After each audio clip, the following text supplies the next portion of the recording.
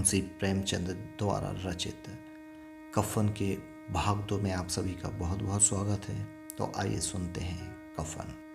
सवेरे माधव ने कोठरी में जाकर देखा तो उसकी स्त्री ठंडी हो गई थी। उसके मुंह पर मक्खियां भिनक रही थीं। पथराई हुई आंखें ऊपर टंगी हुई थीं। सारी देह धूल से लथपथ हो रही थी। उसके पेट में बच्चा मर गया था। माधव भागा हुआ घीसू के पास आया।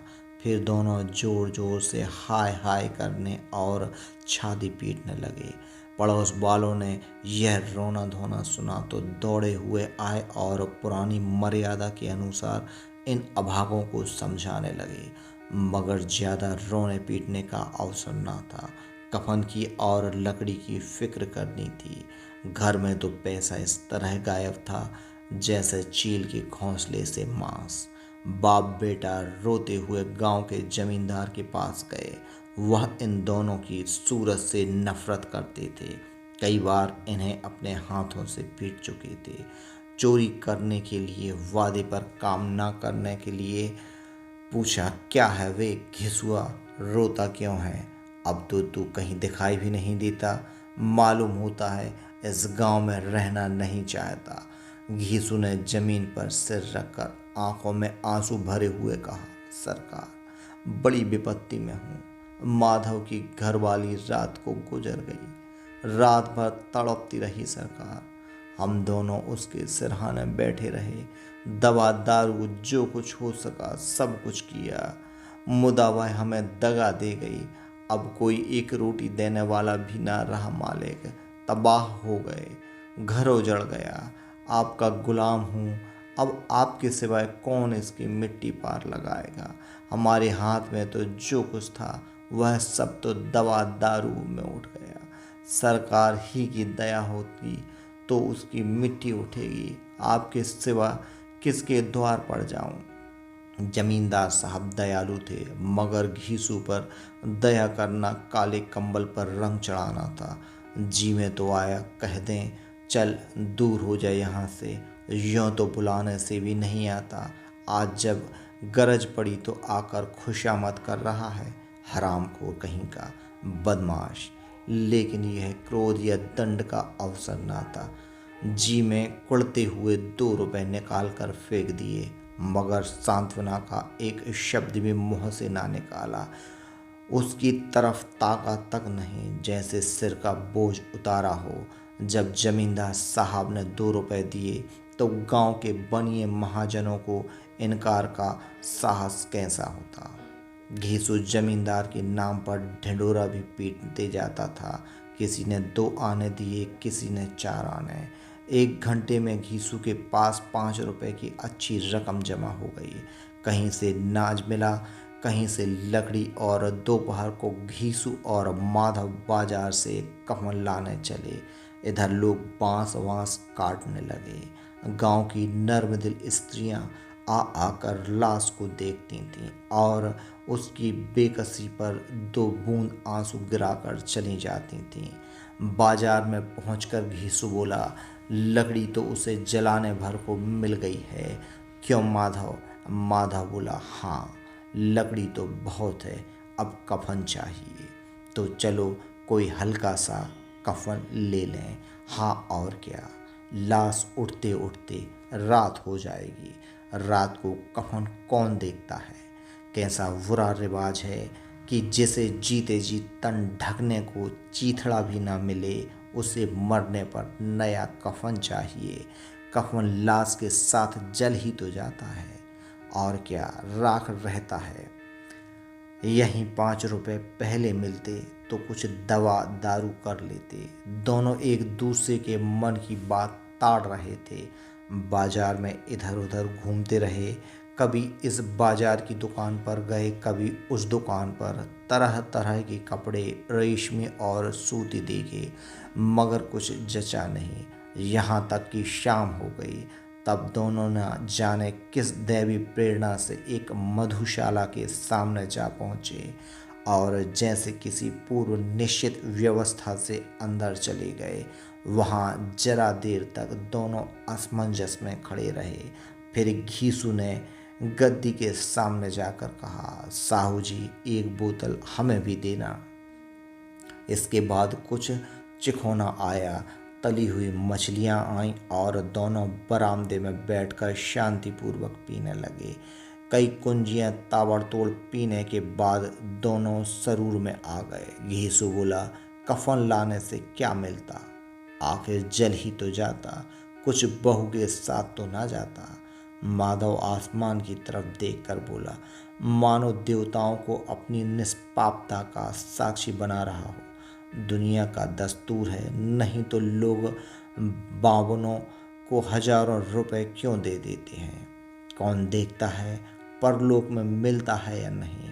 बड़े आदमियों के पास धन है, फूकें, हमारे पास फूकने को क्या है। लेकिन लोगों को जवाब क्या देंगे, लोग पूछेंगे नहीं कफन कहाँ है। घीसू हंसा, अबे कह देंगे कि रुपए कमर से खिसक गए, बहुत ढूंढा मिले नहीं। लोगों को विश्वास तो ना आएगा, लेकिन फिर वही रुपए देंगे। माधव भी हंसा इन अनपेक्षित सौभाग्य पर, बोला, बड़ी अच्छी थी बेचारी, मरी भी तो खूब खिला पिलाकर। आधी बोतल से ज्यादा उड़ गई। घीसू ने 2 सेर पूड़ियाँ मंगाई, चटनी, अचार, कलेजियाँ। शराब खाने के सामने ही दुकान थी।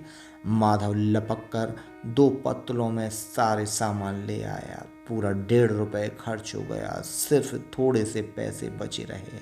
दोनों इस वक्त इस शान से बैठे हुए पूड़ियाँ खा रहे थे जैसे जंगल में कोई शेर अपना शिकार उड़ा रहा हो।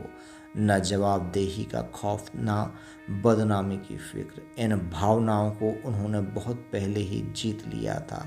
घीसू दार्शनिक भाव से बोला, हमारी आत्मा प्रसन्न हो रही है तो क्या उसे पुण्य न होगा। माधव ने श्रद्धा से सिर झुकाकर तस्दीक की, जरूर से जरूर होगा। भगवान तुम अंतर्यामी हो, उसे बैकुंठ ले जाना। हम दोनों हृदय से उसे आशीर्वाद दे रहे हैं। आज जो भोजन मिला वह कभी उम्र भर ना मिला था। एक क्षण के बाद माधव के मन में एक शंका जागी। बोला, क्यों दादा, हम लोग भी तो एक ना एक दिन वहां जाएंगे ही। घीसू ने इस भोले भाले सवाल का कुछ उत्तर ना दिया। वह परलोक की बातें सोचकर इस आनंद में बाधा न डालना चाहता था। जो वहाँ हम लोगों से पूछे कि तुमने हमें कफन क्यों नहीं दिया, तो क्या कहेंगे। कहेंगे तुम्हारा सिर। पूछेगी तो जरूर, तू कैसे जानता है कि उसे कफन ना मिलेगा। तू मुझे ऐसा गधा समझता है। 60 साल क्या दुनिया में घास खोदता रहा हूँ। उसको कफन मिलेगा और इससे बहुत अच्छा मिलेगा। माधव को विश्वास न आया। बोला, कौन देगा। रुपए तो तुमने चट कर लिए, वह तो मुझसे पूछेगी। उसकी मांग में तो सिंदूर मैंने डाला था। घीसू गर्म होकर बोला, मैं कहता हूँ उसे कफन मिलेगा, तुम मानता क्यों नहीं। कौन देगा, बताते क्यों नहीं। वही लोग देंगे जिन्होंने कि अब की दिया। हाँ, अब की रुपए हमारे हाथ ना आएंगे। ज्यों ज्यों अंधेरा बढ़ता था और सितारों की चमक तेज होती थी, मधुशाला की रौनक भी बढ़ती जाती थी। कोई गाता था, कोई डींग मारता था, कोई अपने संगी को गले लिपट जाता था, कोई अपने दोस्त के मुंह में कुल्हड़ लगा देता था। वहाँ के वातावरण में सुरूज था, हवा में नशा। कितने तो यहाँ आकर एक चुल्लू में मस्त हो जाते थे। शराब से ज़्यादा यहाँ की हवा उन पर नशा करती थी। जीवन की बाधाएं वहाँ खींच लाई थीं और वे कुछ देर के लिए यह भूल जाते थे कि वे जीते हैं या मरते हैं, या ना जीते हैं ना मरते हैं। और यह दोनों बाप बेटे अब भी मज़े ले लेकर चुस्कियाँ ले रहे थे। सबकी निगाहें इनकी ओर जमी हुई थीं। दोनों कितने भाग्य के बली हैं। पूरी बोतल बीच में है। भरपेट खाकर माधव ने बची हुई पूड़ियों का पत्तल उठाकर एक भिखारी को दे दिया, जो खड़ा उनकी ओर भूखी आंखों से देख रहा था और देने के गौरव, आनंद और उल्लास का अपने जीवन में पहली बार अनुभव किया। घीसू ने कहा, ले जा, खूब खा और आशीर्वाद दे। जिसकी कमाई है वह तो मर गई, मगर तेरा आशीर्वाद उसे जरूर पहुंचेगा। रोए रोए से आशीर्वाद दो, बड़ी गाढ़ी कमाई के पैसे हैं। माधव ने फिर आसमान की तरफ देखकर कहा, वह बैकुंठ में जाएगी दादा, बैकुंठ की रानी बनेगी। घीसू खड़ा हो गया और जैसे उल्लास की लहरों में तैरता हुआ बोला, हाँ बेटा, बैकुंठ में जाएगी। किसी को सताया नहीं, किसी को दबाया नहीं, मरते मरते हमारी जिंदगी की सबसे बड़ी लालसा पूरी कर गई। वह ना बैकुंठ में जाएगी तो क्या ये मोटे मोटे लोग जाएंगे जो गरीबों को दोनों हाथों से लूटते हैं और अपने पाप को धोने के लिए गंगा में नहाते हैं और मंदिरों में जल चढ़ाते हैं। श्रद्धालुता का यह रंग तुरंत ही बदल गया। अस्थिरता नशे की खासियत है। दुख और निराशा का दौरा हुआ। माधव बोला, मगर दादा, बेचारी ने जिंदगी में बड़ा दुख भोगा, कितना दुख झेल कर मरी। वह आंखों पर हाथ रखकर रोने लगा, चीखें मार मार कर। घीसू ने समझाया, क्यों रोता है बेटा, खुश हो कि वह माया जाल से मुक्त हो गई, जंजाल से छूट गई।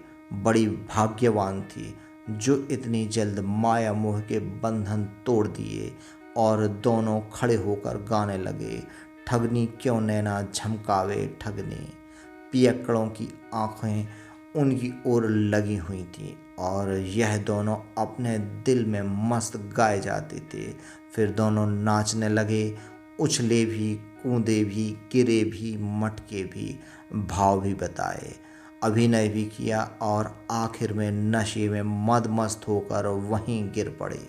कहानी कफन का भाग 1 सुनने के लिए डिस्क्रिप्शन में दी हुई लिंक पर जाएं।